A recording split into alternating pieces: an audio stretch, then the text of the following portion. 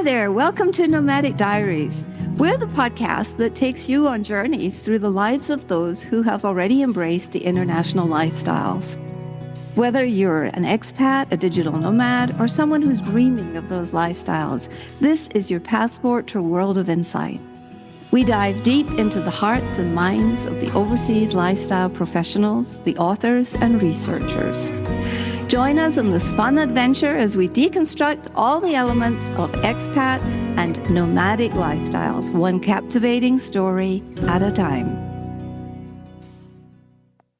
Hello, listeners, and welcome to Nomadic Diaries. Today, it's my privilege to introduce you to my new friend, Kerstin Cable. Welcome, Kerstin.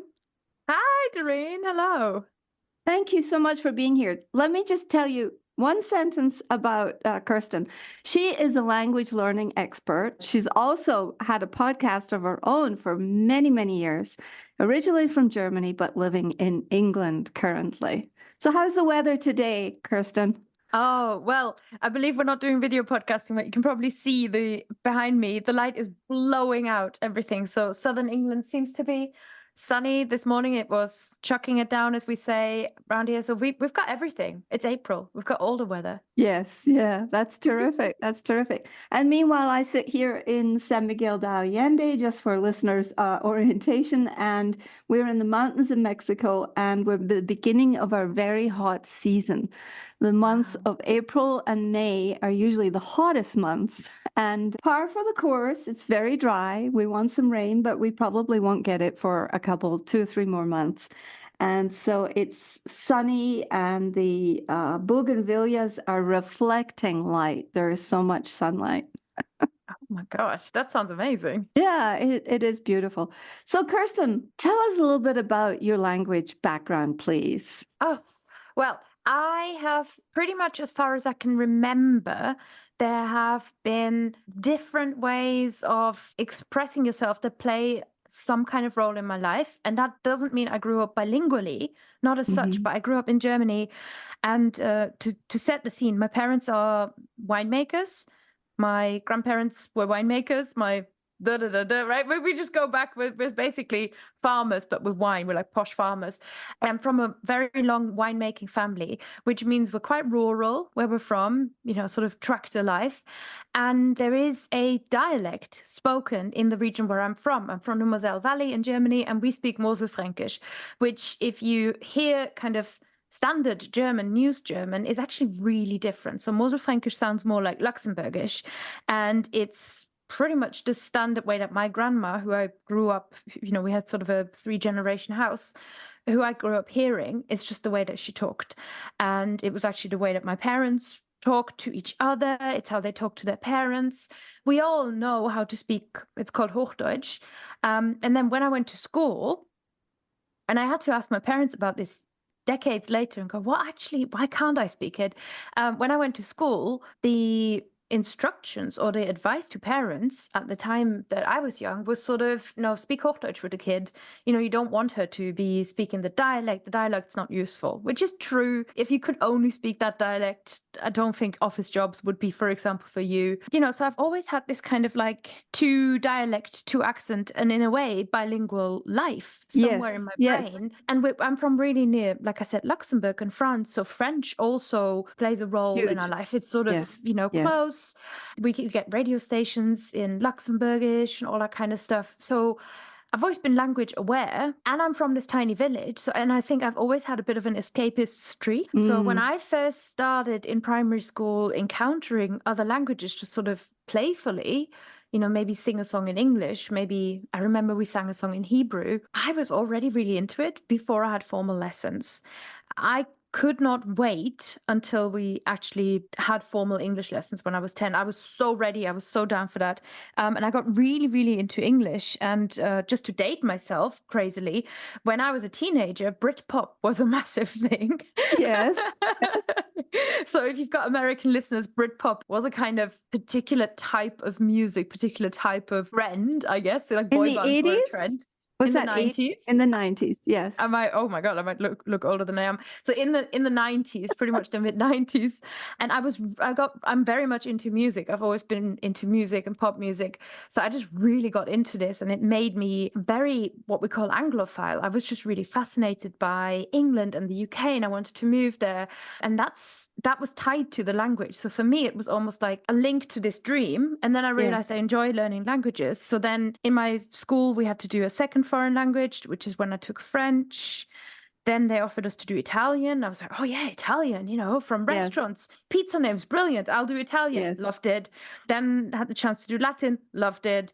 And then by the time, like later on, I went and studied as what's called a trilingual secretary. Yes. So I wanted to do language practical stuff. And in university, it all seemed so theoretical. Like you don't learn English, you study Anglistic. And it intimidated me, to be honest, because I'm, like I said, not from an academic household. So I found this like secretarial training where they would just get me to the highest possible level in English, in French. And that's when I also started doing Spanish. So I just kept adding more languages, playing around with them, and eventually moved to the UK and did my degree in English and French. How long have you lived in the UK? 20 years. Oh, okay. Half my life, more than half my life now, which is mad. So this gives the listeners some insight into Kerstin here. If they can do some math in our heads, correct? So tell me, what do you think are the most common challenges that expats face or migrants face? I mean, I don't know if you're the kind of person that moved to England 20 years ago put a flag in the soil and said, okay, I'm going to stand here for 20 years or stay here, because I think that life's journey usually evolves. It's an evolution. It's very organic, like growing grape. And so I'm just really curious, what do you think are the biggest challenges that we all face when we move to a new place? I think for many people, language barrier is a massive challenge. Now, for me in my life, there was a language barrier, even though I don't know if anyone's familiar with the IELTS test, but it's one of those English proficiency tests. The highest level you can reach on IELTS is 9. I scored a 9. So I was way beyond the level I needed to be in order to attend university in the UK. Moved to, you're from the UK, you might laugh, I moved to Preston in Lancashire. I was really into it. That was where I wanted to be. Yes. I wanted genuine, real England, but there's an accent. There's a Lancashire very accent. much so. I had never heard a Lancashire accent spoken before. So I'm landing in this country. I'm speaking the language fluently. I'm testing at the highest levels you can. Didn't understand a word. Joined women's rugby because I was really up for new experiences. I thought I'll try a sport I've never tried before. So I joined women's rugby. And I remember in training, I had no clue what the coach was saying because he was local.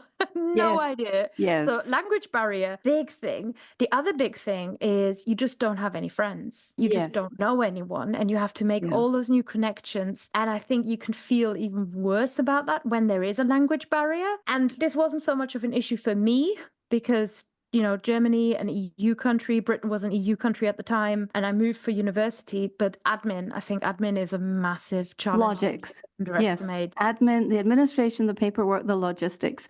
Yeah. But also one thing you had on your side was youth. And a little bit, many of our listeners today are either considering taking their big leap to move abroad, or they already have done so and are living in a different country with a different language. So can you talk to me a little bit about the generational progress of learning languages? And you've been teaching languages for a long time. You've been immersed in it's almost 10 languages that you've had an intimate connection with, right? So I would say that you're probably a really good person to address this question about what is the generational challenge, and how would you advise people, say, in their second, third, or fourth chapter in life about learning a language? Do you have some tips for them? I will preface by saying I agree with you that, when you're moving and you're 20, it's very, very different. Also, when you're moving into a university environment, where a lot of people are just arriving and it's sort of almost a world made for you to be new to. It's very different. I did move, I was saying earlier, it doesn't sound big in a global point of view, but we did move, my husband and I, from Lancaster to Canterbury. It really is, well, they're different worlds, northern and southern England. Oh my God. But they don't thank the bus driver here. What? But we moved from, an area where we had a lot of friends and we were kind of settled, and chose to move, or decided to move, to a completely different world. Didn't know anybody here, completely different cost of living. The admin obviously wasn't quite as, like, we didn't have to apply for a visa. But apart from that, we had to find the house, find the job, and all that kind of stuff. And I have experienced that in a small way. And I agree with you, it's different. It is really different. Yes. Yeah. And I thought, given all of my experience, I'm normally good with changing environments and all that stuff. I was so confident. I thought, I'm going to make friends really quickly. I'm going to have this community. It'll be grand. I'll be doing all the things. I'm not scared. I'm not worried. And what I found was that it is genuinely relevant. The stage you're at in life, the way that you put it, is genuinely relevant to the experience you have when you're moving. Now, I'm at an age where a lot of people around me are parents of young, sort of under 10, around about 10 children. I don't have kids. So I really felt like I struggled, because one of the most natural environments where you have conversations with people, your sort of peers, is usually, I don't know, playground at school, or, something child related that wasn't open to. Also, entrepreneurship wise, I thought, oh yeah, I'll find all these business people. It'll be so great. Didn't really. Like, in my co-working space, there were a few people, but mostly remote workers who didn't need a new network. So it was hard, because I realized I'm coming here and I'm looking for a new network, but nobody else kind of is. And that is something that when I was 20, I didn't have. So I really agree with you in terms of that. And I think the language barrier can add a perceived. Yes. Extra another layer. There is another obstacle. Yes. Yes, on the one hand. However, there is another way of looking at it, because usually when you are moving abroad, looking at you as an English speaker, or looking at somebody who's moving abroad, maybe a military family member or something like that, you do go into a relatively established context, and learning the language of your target country, like learning in country, maybe attending classes, maybe getting yourself a tutor who walks around with you, is actually such a good excuse to talk to people. Yes. And it builds so much goodwill. So you can use that to your advantage. So you're saying get out into the community. I talk a lot about having a cultural mentor. My next door neighbor is Mexican, and I would call him not only my neighbor, but my mentor, because I will ask him things about why does this happen? What is your perception of this? Because he knows enough English. I know a little bit of Spanish. So that really builds relationships. You need I think cultural guide, don't you? Yes, definitely. I call them the guide on the side. Oh, yes. Yeah. Yeah. So what role do technology and online resources play? And the reason I'm asking about online resources is because in our household, my husband he's a dedicated Duolingualist. I quit after 700 days because I don't like to talk to a machine. I need the human connection when I'm talking to people. He does too. He does too. He does too. Yes. He does too.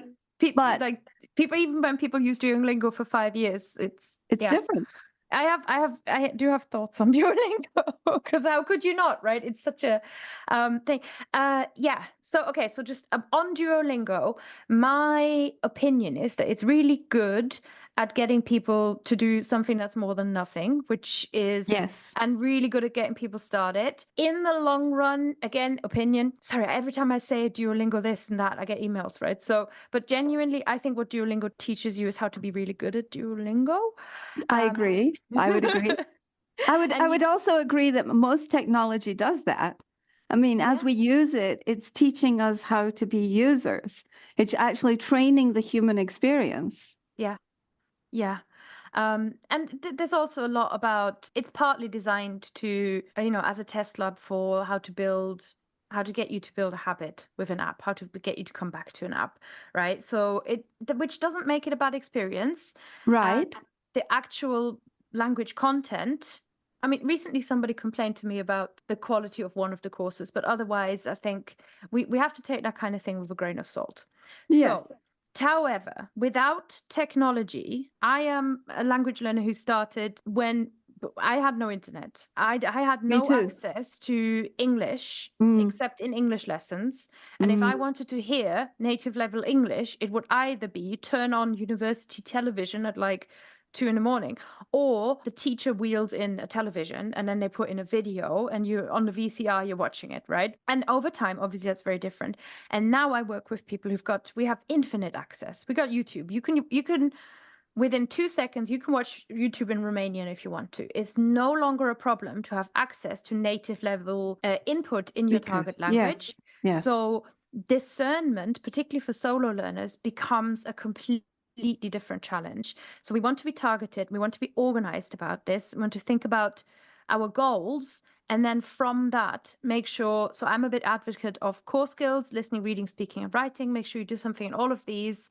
It is entirely possible now to create for yourself a really good quality program of study. And I think if you want, and if you were really bothered about cost, pretty much you can do it for free. I wouldn't Yes. advise it because, to be honest, a bit of investment, it really pays off. And also you do want to have humans involved in the process. But again, technology means you've got access to a native speaker of a language, even though you're not there. So Yes. the language I'm learning at the moment, it's an interesting case because I live in the country of my target language, but my target language is Welsh, and I live Oh, in you England. mentioned that. Yes. Yeah. I've been learning Welsh for 9 years, so And it's Welsh is strange. Welsh is, I've been to Wales. I spent some time in Wales, and it is so strange. And in school in Scotland, the one thing I remember being taught about Welsh was to say the name of that town, Llanffer, Llangfai Bwchgwyngyll.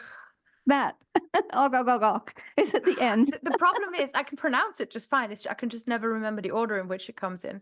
Llangfai Bwchgwyngyll. It's such an interesting word. Something Llantysilio. Yes, it's the longest place name in Europe, apparently.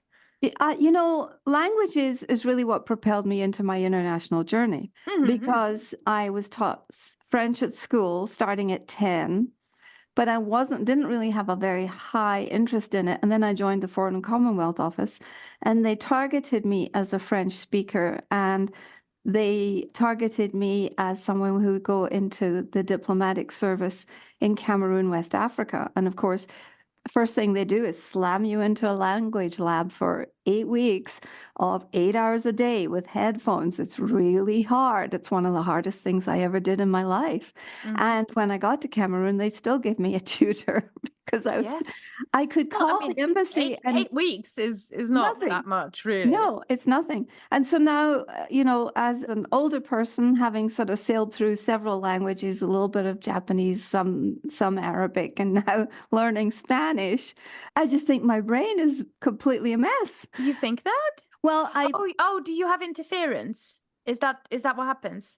I think if you call interference when you get off an airplane in Mexico and you start speaking Japanese by mistake, is that interference? Yes. I have a lot, and I use French as a crutch because if I don't know a word and I'm in a bakery, of course, French falls out. It is completely and utterly normal. Good. It's genuinely. I've had a neuroscientist on my podcast once where I was like, "We need to talk about this," and Tell me. Even she said, that's what your brain is like. It's doing its job.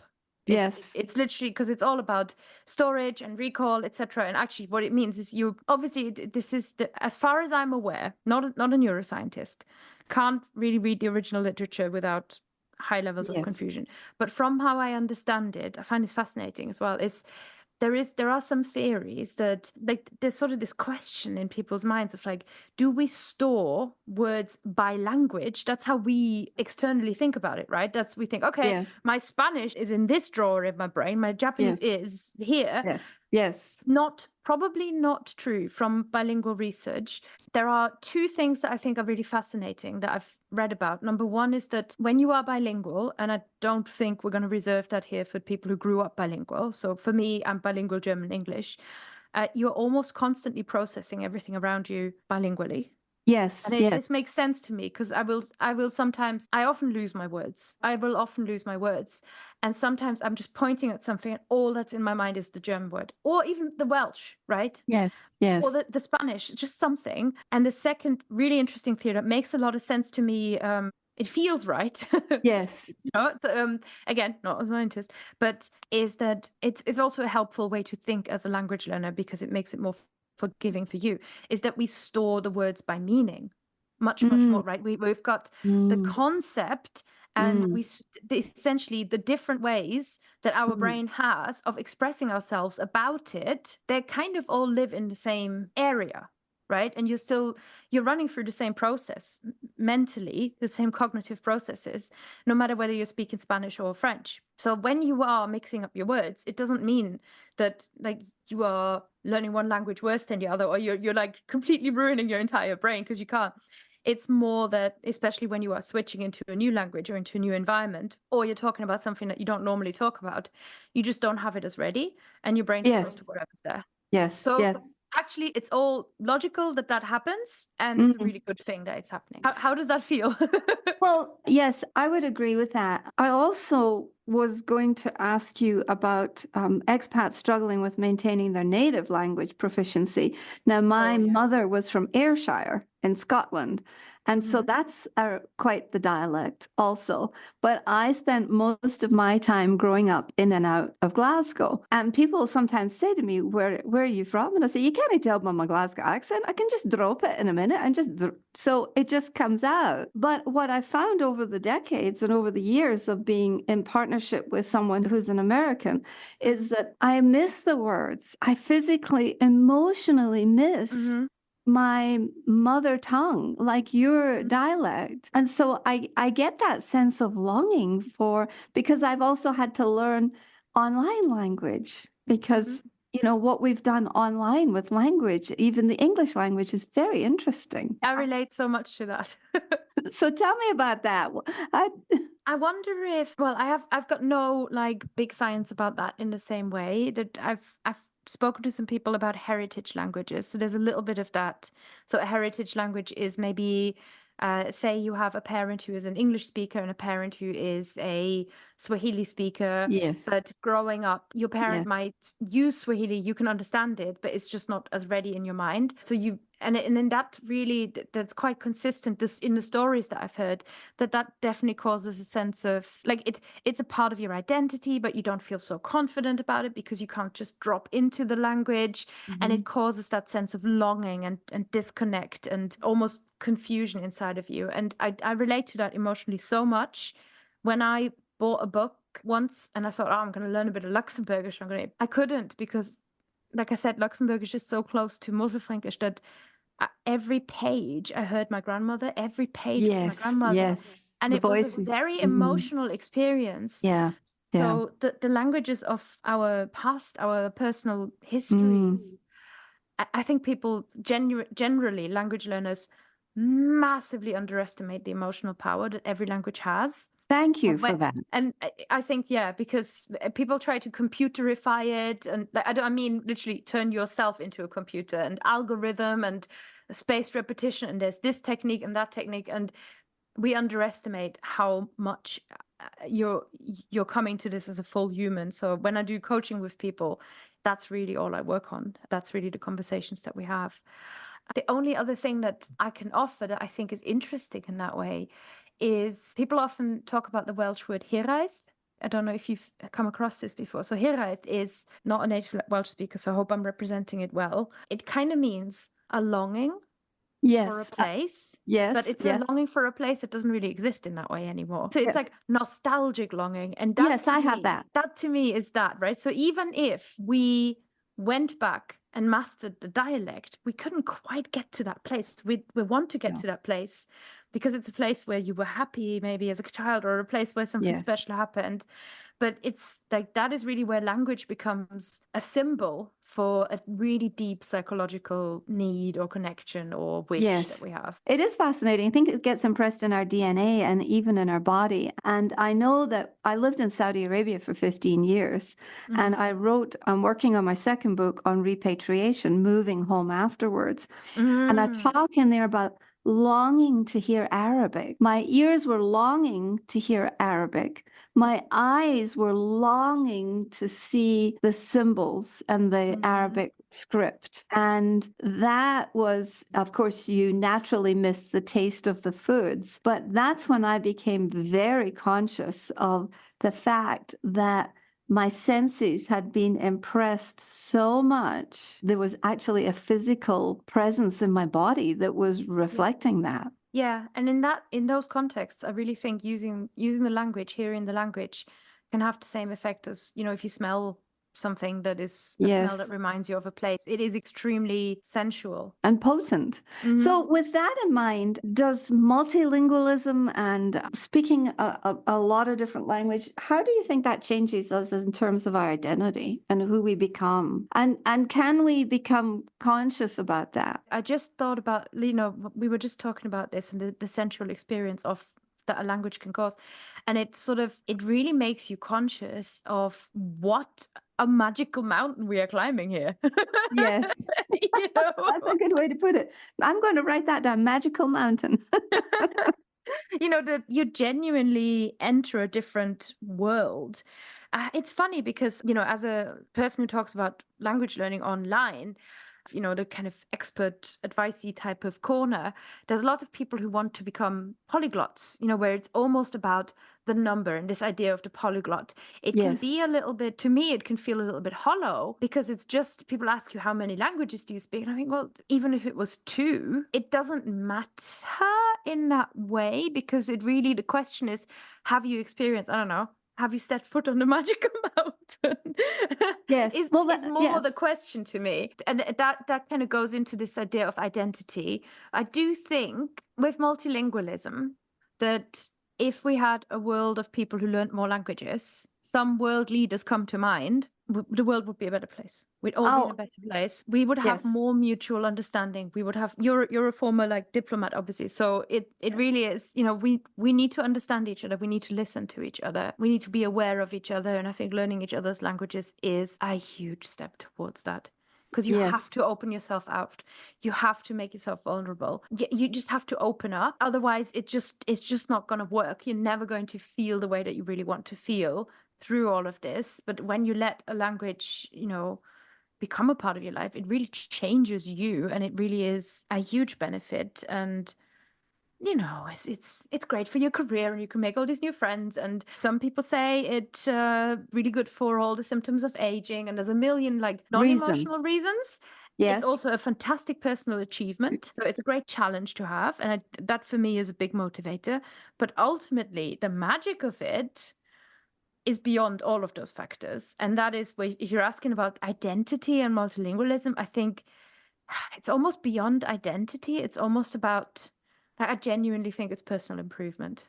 What do you call it? Self-improvement, sort of personal improvement. Or soul improvement. I call it soul improvement because I feel like there's an invisible part of us, and I don't know what to call it, but for now, let's call it soul.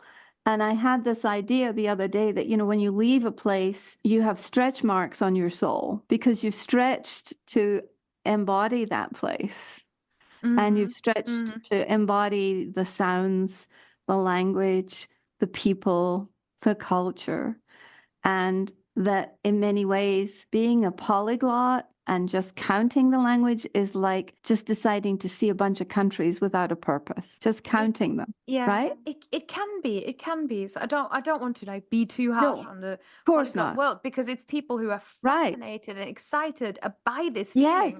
Yes. But that exploring is so beyond the measurable. Yes. And it's really, I'm feeling really lucky right now to be able to talk about all of that as the true benefits of language learning. Because most people want me to quantify it when I'm talking about it, and I can, but that's not the exciting part. This is the exciting part. Well, I'm excited about the magic mountain. You say, before we close, do you have some words of encouragement for our listeners on how to connect to that magic mountain? I mean, they want to go out tomorrow and be better Spanish speakers, or so how do they know they're even on track? How do you know you're on the path on the mountain? Okay, so I have an emotional piece of advice, and I guess a practical trick. Excellent. So emotionally, it really is, don't be scared. Don't question. Don't ask, am I there yet? That way. There are ways of getting organized, and I would strongly invite you to come to my website and look at my very habit-focused, study skills trainings, which I do offer, if I can plug them. But I really think about that. How do we systematize self-learning so that Sure. it's, without being too stressful? However, ultimately, the one piece of advice I can give is like, don't even ask, am I there yet? Am I on the way? You are Yeah. there after like three languages. And bear in mind this idea of being open. Like, how can you be open to what you are experiencing? And I often say to people, you're not performing your skills in your target language. It's not a performance. It's just practice, right? So everything is practice. None of it's performance. You don't have to be good enough. You're allowed to be really crap at this. That's one of the great things about it. So that's the emotional side. And on the practical side, if you are a Spanish learner, especially, but lots and lots of languages, I would play around with, if you're at a beginner level, the concept of cognates. Yeah, so cognates are the words that you get practically for free in your target language. Yes. And I have made a German course in the past in collaboration with somebody who, Ollie Richards, and Ollie did his course in Spanish, and he said, oh, I've got all these cognates lessons in there. Can you make those for German? And I'm like, I don't know. There's like 5 cognates. German and English, they're so different. Oh, no. German and English are like the same family. And I was amazed at how much I kept discovering going. And then really I could say to people, wherever you see a T in English, it's probably a D in German. Same word, just jig this around. Where you see a TH, that's always a D. And you sort of start realizing the link between those languages. So if you are learning a language, especially from the same continent as a language you already know, Yes. but even beyond that, look at cognates. And when I say same continent, bear in mind colonialism and how much of it came from Europe in the first place. They are so cool, so helpful, and they help you build confidence so quickly just to get a sense of all the different things that your target language has in common with yours. Really look for that, and look for it in the grammar as well, because what you're going to realize is you actually already know all this stuff. You just know it in a different language. And that is super, super helpful to know. That's really helpful, especially the idea of cognates, because that's what I rely on in Spanish. Oh, yeah. If I don't know a word, amazing. I make it up so that it kind of sounds Spanish, maybe, and sometimes you get away with it. And you've done French, right? So you can just, if you can't grab it from English, you grab it from French and it'll probably be right. Exactly. Yes. Exactly. Spanish is so good for this. Spanish is the best language to learn, especially at this stage of life. I think for elderly learners, it really can not only build our language, but can build our confidence and our trust in humankind in a sense. So tell me a little bit about your courses. Now, are you teaching people how to learn a language? Is that more of your expertise? So tell us, what sort of things would we learn when we go to your courses? So I am a little bit of a course making fiend. Do love putting a curriculum together and teaching something. And I've got a little suite going on. So my flagship, if you want the routine and the how do I organize myself in language learning, it's called the Language Habit System. And it is really based on effective ways as a language learner to set yourself goals, to then track, like lightweight track. You don't have to just, do it in great detail, but I've got worksheets in there.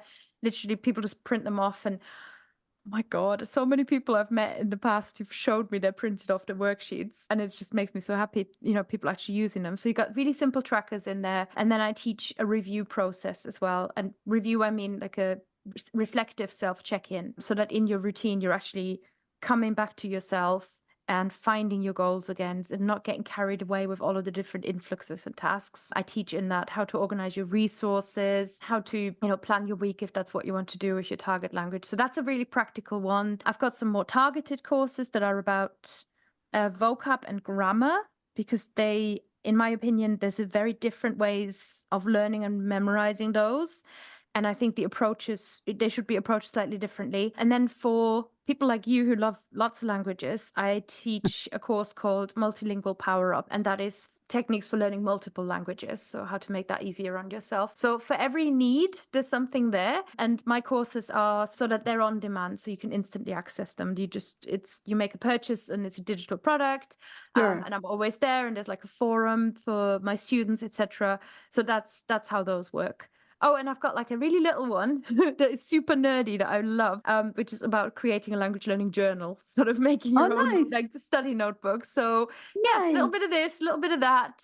It's kind of like a pick your own path. So, in closing, what words of encouragement or advice do you have if someone is just going, oh, if they're tired? I mean, because I get emotionally and physically exhausted when I put myself into a conversation with a number of Spanish speakers. Yeah. Oh my gosh. Tell me Yeah. can you give us a couple of tips? That is cognitively speaking, what you are doing in terms of processing and then also trying to reply is such hard work. Like give yourself credit for even being there 100%. Okay, so in terms of tips, the best tool that you have at your disposal is time. You are not running out of time. You are not too late and you are not too slow. It is all happening. Invisible progress is a massive factor in language learning. So that Invisible is progress. I love that. invisible progress, which is the most frustrating feeling. You often hear people talking about the intermediate plateau, and that is what happens when you're just no longer a beginner and suddenly it starts to feel like you're not making progress as fast anymore. And that's Yes. because you're really done picking up all the easy stuff. And everything beyond that, the next like probably 3 to 5 years are going to be slower. But that is where you're really building your foundations. That's where things go into your long-term memory. It's going to get gradually easier and easier and easier. And what's on the other side of that? I'm sort of getting there with Welsh now. My Welsh is advanced and I can understand TV and comedy routines and stuff. Is a real feeling of accomplishment. And as an encouragement, I would encourage you to ask yourself, can I imagine that there's ever going to be a time again where I won't know at all this language? You know, where this language is just going to sound like, blah, blah, blah, blah, blah, what are they doing? Because once you start deciphering it, once it start like the clouds start to part and you start to actually see clarity, I think that never goes away. Yes. I think you're never gonna go back to zero. So don't worry about taking a break. If you're feeling tired, doesn't matter. You don't have to accomplish it all today. You can't complete a language anyway. So just take the break, trust that your memory is there, your brain is where it should be, and then get back to it when it seems fun. Excellent. Great advice. Well, thank you, Kerstin, for this. Now, I have one final question, and that is, if you were to grant people a superpower that they could package up and carry with them wherever they moved in the world, in relationship to maybe language and identity and just being, what would that one superpower be? Tell you what it would be. What I would like to have holidays. The magical skill to get the holidays just right so that somehow your partner and you, who come from completely different worlds, both feel fulfilled, both feel like it was right. I get nothing out of a British Christmas. Seems all wrong to me. My husband gets the same results with a German Christmas. It is a loss that you experience. I think it's not just that holiday, but just generally just the holidays, the festivals, all those special days. I wish I could somehow have them no matter where I am. Interesting. Thank you. Thank you very much for this, Kerstin. So I would recommend listeners that we go and research Kerstin's website and check into her courses. She's got so many great ideas about not exactly the nuts and bolts of the languages, but how to learn the language and how to feel satisfied and sort of self-sustain ourselves in the process of learning language. Thank you so much, Kerstin, for coming on Nomadic Diaries. Yeah, oh, you're welcome. I've got some practical bits if somebody needs French grammar or German pronunciation. They're there as well because, like I said, I can't stop making courses, it seems. But it's the way you described it just then, yeah, that's where my heart is. That's where the work I really want you to benefit from. It's fluentlanguage.co.uk. There we go.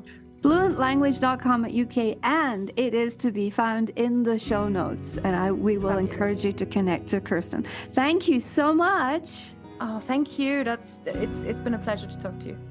Bye-bye. Sayonara, masalama, and hasta la vista.